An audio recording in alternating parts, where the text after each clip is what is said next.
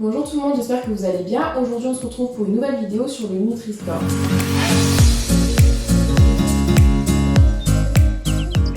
Alors le Nutri-Score, qu'est-ce que c'est? C'est un logo qui a été conçu sur le constat fait auprès de la population que les étiquettes alimentaires sont beaucoup trop compliquées à lire et à interpréter. La ministre de la Santé et de la Solidarité de l'époque, Marisol Touraine, a donc lancé ce chantier en 2014.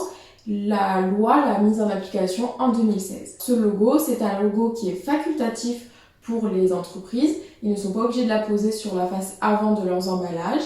C'est un logo qui est composé de lettres A, B, C, D, E. Le A étant en vert foncé qui correspond à des produits de bonne qualité et le E qui est plutôt rouge et qui correspond aux produits de mauvaise qualité.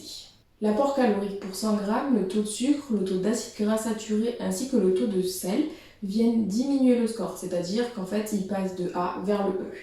En revanche, si votre produit contient beaucoup de produits d'origine animale, donc les fruits, les légumes, les fruits oléagineux, les légumineuses, eh bien le score va passer du E vers le A. Le Nutri-Score permet de comparer un produit à un produit similaire ou à des marques similaires.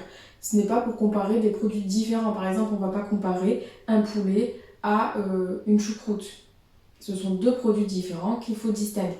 Le Nutri-Score s'impose uniquement sur les produits qui ont un étiquetage nutritionnel sur leur emballage, ce qui exclut tous les produits non transformés, les épices, les herbes, le thé, le café, etc.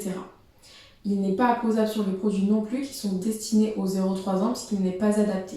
À présent, nous allons voir les limites de ce Nutri-Score. Le Nutri-Score, déjà, il ne prend pas en considération tout ce qui est vitamines et minéraux.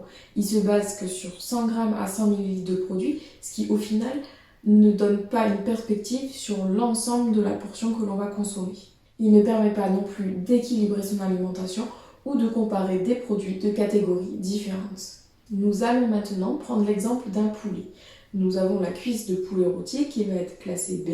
Si on passe à du blanc de poulet, on va descendre sur une catégorie C. Si on a des allumettes de volaille, on descendra sur du D.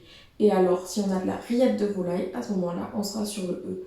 Plus vous allez avoir du sel dans ces produits, plus votre catégorie va aller vers le E. Donc, privilégiez peut-être les moins 25% qui vont faire augmenter le score du Nutri-Score vers la lettre A. Si on prend le cas des desserts lactés, on aura le yaourt nature qui sera de catégorie A. On aura le yaourt aromatisé sucré qui sera de catégorie B. Le dessert lacté type liégeois sera classé C. Et tout ce qui est crème brûlée sera classé D. Plus il y aura de sucre et d'acide gras dans le produit, plus la note va forcément chuter et aller vers le E. Il faudra, par exemple, dans le Nutri-Score, si on prend un yaourt, on ne saura pas si la teneur de calcium est suffisante puisque le Nutri-Score ne prend pas les vitamines et les minéraux en considération.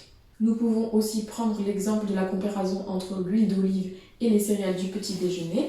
L'huile d'olive sera classée au maximum catégorie D, alors que c'est une huile excellente pour la santé, alors que les céréales qui sont pourvues de calories, qui n'apportent pas d'énergie, qui n'ont pas de minéraux, pas de vitamines, quant à elles, seront au final de catégorie C, c'est-à-dire meilleures que l'huile d'olive.